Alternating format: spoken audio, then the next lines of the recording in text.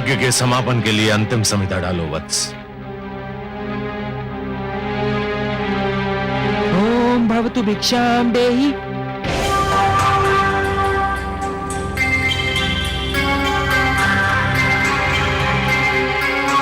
कहां जा रहे हो वत्स? यज्ञ समापन के अंतिम क्षण है ये। पूर्ण आहुति डालो।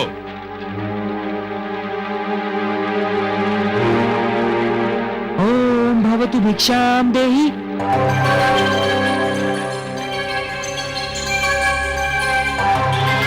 बैठ जाओ वत्स। तुम यज्ञ छोड़कर कहीं नहीं जाओगे। भिक्षाम देहि राजन।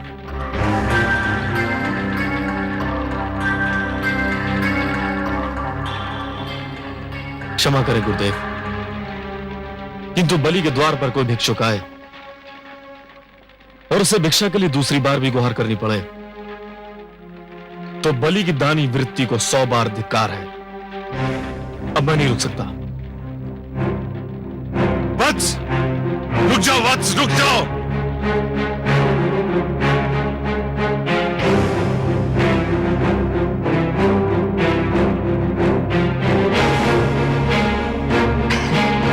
प्रणाम राजन। प्रणाम ब्राह्मणदेव। कहिए, क्या चाहिए आपको? राजन, मैं तो एक साधारण ब्राह्मण हूँ और एक ब्राह्मण भिक्षा के अतिरिक्त और क्या चाह सकता है? क्या भिक्षा चाहिए आपको? स्वर्ण, गोधन, गजधन, हीरे, मोती? नहीं राजन, मुझे इनमें से कुछ भी नहीं चाहिए। ब्राह्मणदेव, तो फिर जो भी आवश्यकता हो आपकी मेरे सामने व्यक्त कीजिए। यदि मेरे वश में हुआ तो मैं उसे पूरा करने में तनिक भी संकोच नहीं करूंगा। राजन, राजन, मुझे तो केवल 3 पग भूमि चाहिए। 3 पग भूमि? ब्राह्मणदेव, क्या करेंगे आप 3 पग भूमि का? मैंने तो ये सुना था कि दानी बलि में ये पूछता है कि वो दान किसे दे रहा है और मैं ये पूछता है कि वो दान में क्या चाह रहा है। ब्राह्मणदेव, मैंने 3 पग भूमि मांगने का कारण इसलिए नहीं पूछा था कि मैं प्रयास करना चाहता हूं। तो फिर क्यों पूछा? मैंने इसलिए पूछा था ब्राह्मणदेव, यदि कोई ऐसा व्यक्ति 3 पग भूमि मांगे जिसका आकार साधारण व्यक्ति की तरह हो तो भी उसका कुछ भला ना होगा, और आप जैसे आकार वाले व्यक्ति के 3 पग तो और भी कम स्थान घेरेंगे, उसमें तो साधारण व्यक्ति खड़ा भी ना हो पाएगा। राजन, मैं ये 3 पग भूमि किसी साधारण व्यक्ति के लिए नहीं मांग रहा हूँ, स्वयं अपने लिए मांग रहा हूँ। आप में क्षमता हो तो भिक्षा दान करें, नहीं तो मैं आगे बढ़ूं। मैं आपको यहां से कहीं नहीं जाने दूंगा ब्राह्मणदेव। मुझे तो यह सोचकर आश्चर्य हो रहा है कि आप महासागर से केवल 1 बूंद पानी मांग रहे हैं, पर्वत से केवल 1 कण चाहते हैं। आप मुझसे केवल 3 पग भूमि मांग रहे हैं और मैं क्षुब्ध हो रहा हूं कि इतना छोटा, इतना साधारण, इतना तुच्छ दान लेते हुए आपको तो लज्जा नहीं आ रही है, किंतु ब्राह्मणदेव, देते हुए मुझे लज्जा आ रही है। मांगिए ब्राह्मणदेव, कुछ ऐसा मांगिए कि जिसे देते हुए मुझे प्रसन्नता हो, गर्व हो।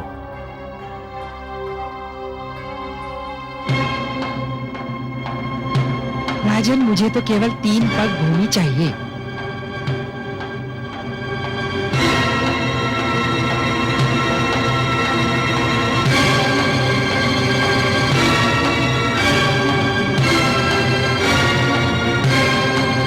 कुछ मत देना वत्स, इस ब्राह्मण को कुछ मत देना, इसे कुछ मत देना वत्स, इस ब्राह्मण को कुछ मत देना। गुरुदेव, किंतु क्यों? इधर आओ।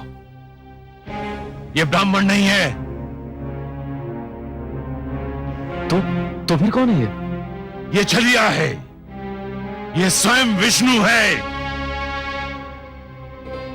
श्री विष्णु भगवान? हाँ, विष्णु, जिसे तुम सब बड़े आदर से श्री विष्णु भगवान कहते हो, परंतु मैं जानता हूं ये कौन है, क्या है। देखो ना, आज भी वामन रूप में हमें ठगने आ गया है। नहीं गुरुदेव नहीं, आप तो भली भांति जानते हैं कि मैं माता लक्ष्मी का कितना बड़ा उपासक हूं।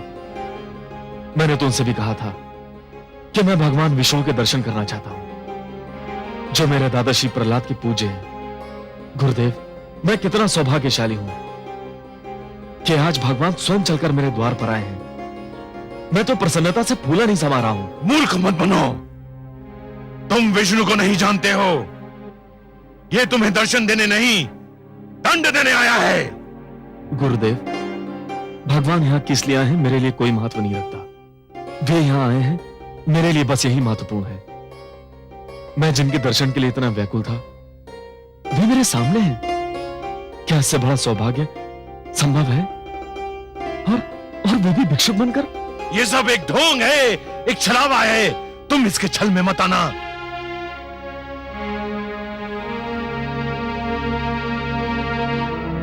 महाराज के विचार में यदि कोई परिवर्तन हुआ हो तो ये ब्राह्मण भिक्षा लिए बिना भी जा सकता है राजन। नहीं भगवान नहीं। तो फिर मेरी 3 पग भूमि? मैंने दे दी भगवान, मैंने दे दी। यूं नहीं महाराज, संकल्प लेना होगा। अवश्य।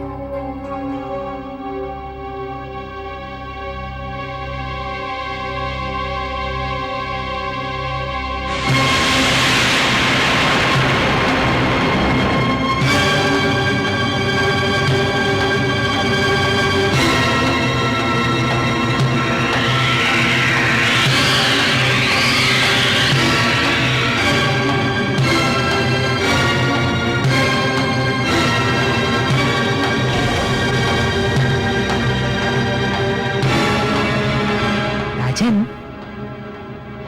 लगता है कि कमंडल में कोई कीट फंस गया है। एक क्षण, मेरा छाता।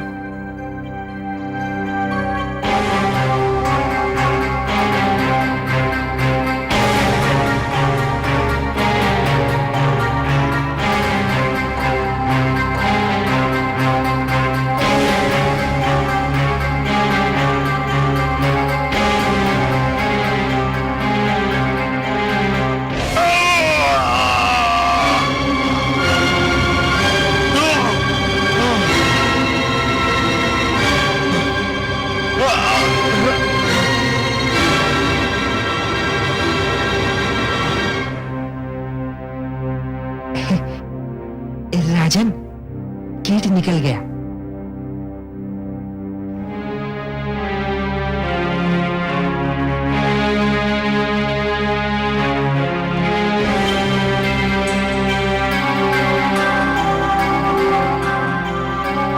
हे ब्राह्मण देव, लीजिए, मैंने संकल्प ले लिया।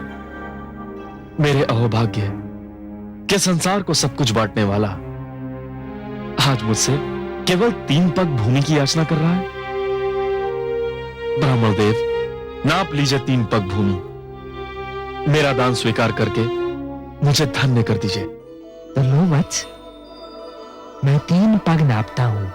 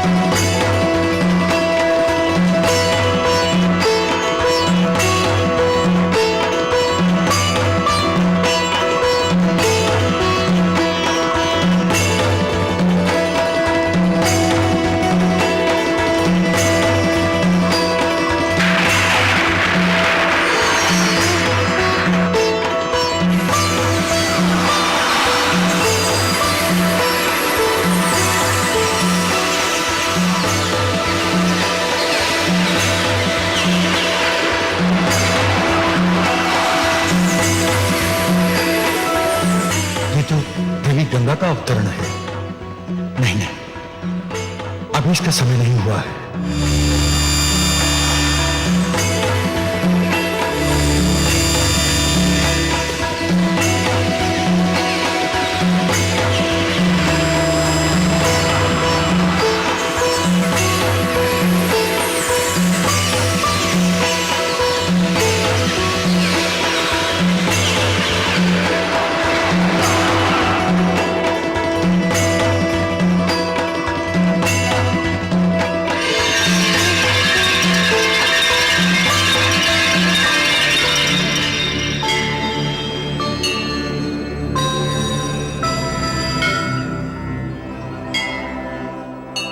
हे आदि प्रजापति, मुझे अपने कमंडल से मुक्त करने की कृपा कीजिए। मुझे धरती पर जाना है। धरती मुझे पुकार रही है। धरती को मेरी आवश्यकता है। मैं जानता हूं देवी गंगा, पृथ्वी पर आपका अवतरण नितांत आवश्यक है, किंतु अभी आपके पृथ्वी पर अवतरण का समय नहीं आया है। अभी आपको यही मेरे कमंडल में रह के प्रतीक्षा करनी होगी। जो आज्ञा।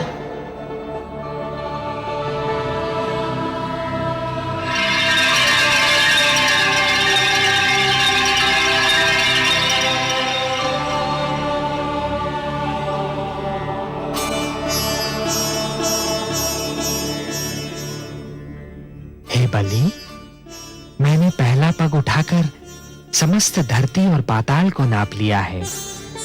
अब मैं दूसरा पग उठाने जा रहा हूं।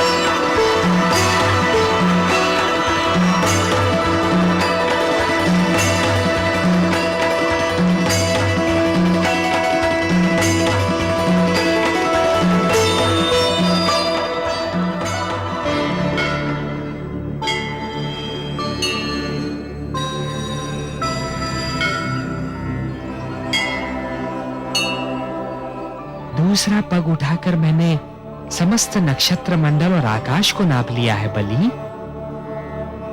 मैं जानता हूं ब्राह्मण देव। तब तो ये भी स्मरण होगा कि मैंने 3 पग भूमि मांगी थी। प्रभु, मुझे इस बात का भी भली भांति स्मरण है। और अब तीसरा पग रखने के लिए कोई स्थान शेष ही नहीं है। यह भी जानता हूं प्रभु। हे बलि, क्योंकि तीसरा पग धरने के लिए कोई स्थान शेष नहीं है। यदि तुम चाहो तो मैं तुम्हें तीसरा पग क्षमा कर सकता हूं। नहीं प्रभु, ऐसा मत कहिए। जिन हाथों ने आज तक बलि से दान स्वीकार किया है, वे हाथ साक्षी हैं। जिन आंखों ने आज तक बलि को दान देते हुए देखा है, वे आंखें साक्षी हैं। जिन कानों ने आज तक बलि की दानी प्रवृत्ति की ख्याति सुनी है, वे कान साक्षी हैं कि बलि कभी अपने संकल्प से नहीं फिरता है। बलि ने सदा अपने हाथ खोलकर और नेत्र बंद कर दान दिया है। प्रभु, बलि ने आपको 3 पग भूमि दान करने का वचन दिया है।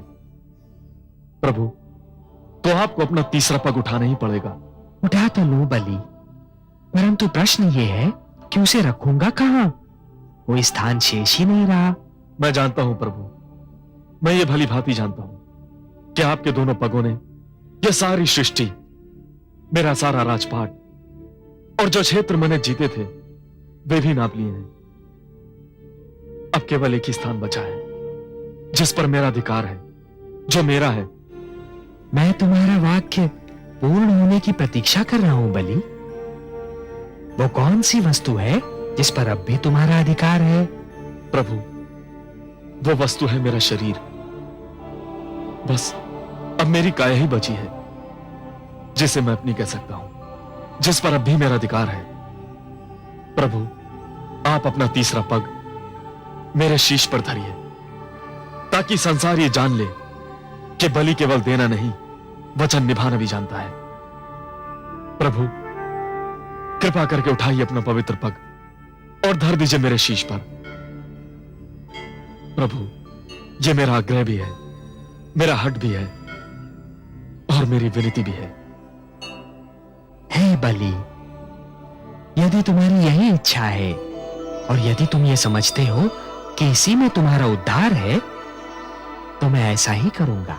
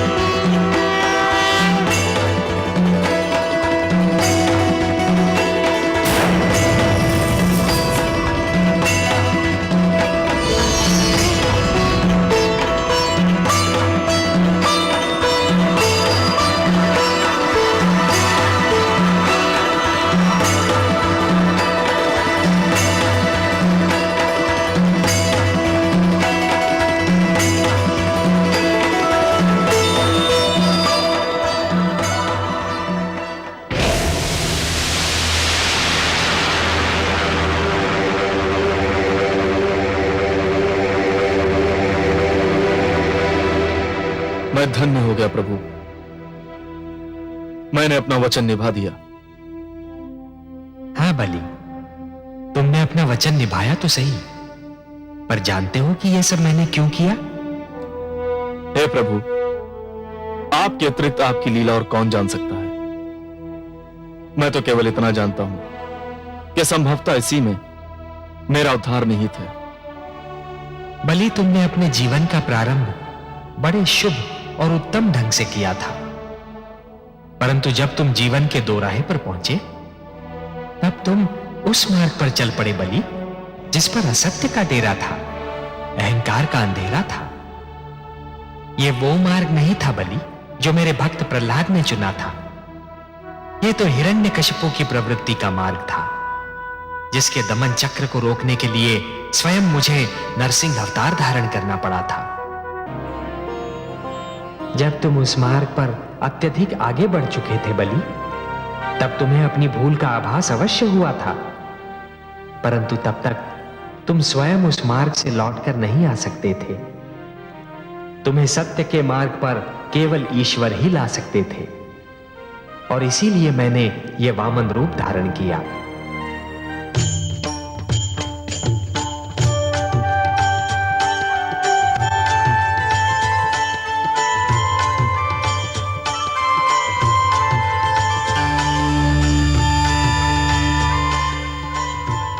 प्रणाम माता, आपकी जय हो। आयुष्मान भव वत्स।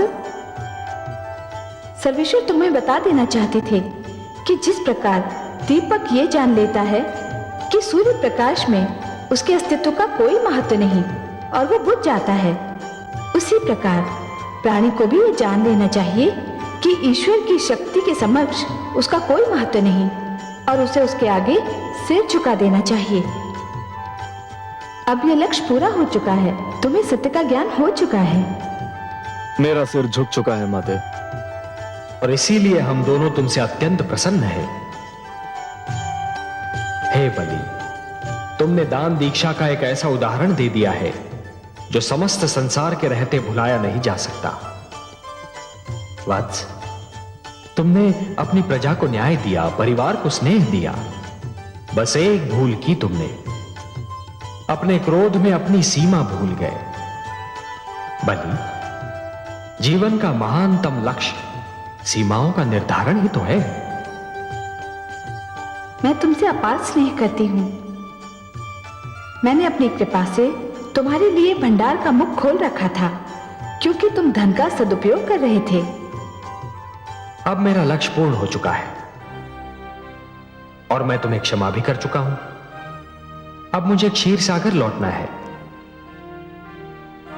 परंतु जाने से पहले मैं तुम्हें तुम्हारा राज्य लौटा रहा हूं वत्स। यदि इसके अतिरिक्त भी तुम्हारी कोई और इच्छा हो तो व्यक्त करो, उसकी पूर्ति करने में मुझे आनंद ही होगा। केवल एक ही इच्छा है प्रभु, मैं नित्य दिन आप दोनों के दर्शन करना चाहता हूं। भोर भय जब मेरे नेत्र खुलें तो मैं आप दोनों को अपने समक्ष देखना चाहता हूं। तथास्तु। मैं तुम्हें वचन देता हूं वत्स कि जब तक तुम जीवित रहोगे नित्य प्रातः मुझे अपने द्वार पर उसी तरह उपस्थित पाओगे जिस प्रकार तुम्हारे द्वारपाल रहते हैं। मैं तो सदैव तुम्हारे साथ हूं। तुम मेरे लाडले हो, सदैव मेरा आशीर्वाद तुम्हें प्राप्त रहेगा। जगदीश्वर आपकी जय हो। हे माता आपकी जय हो।